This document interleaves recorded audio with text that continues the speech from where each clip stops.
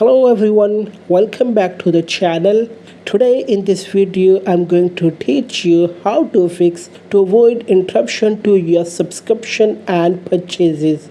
Verify your payment information or add a new payment method on iPhone. Let's get started without wasting any time. So guys, before solving this problem, I want to tell you that this problem occurs when your bank account has no balance or less than what you are buying. Then this problem will occur to you.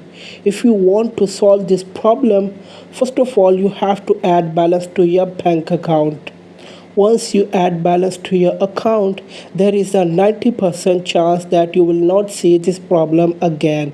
As I told you, this problem is caused by low balance. So after adding the balance, now you have to go to settings menu on your device. After that, tap on your Apple account. Then go to payment and shipping.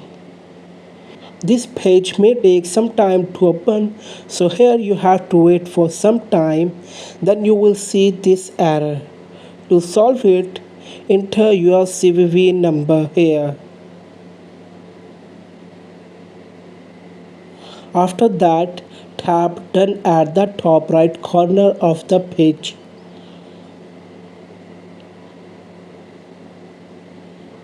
So guys, after doing this, your problem will be solved.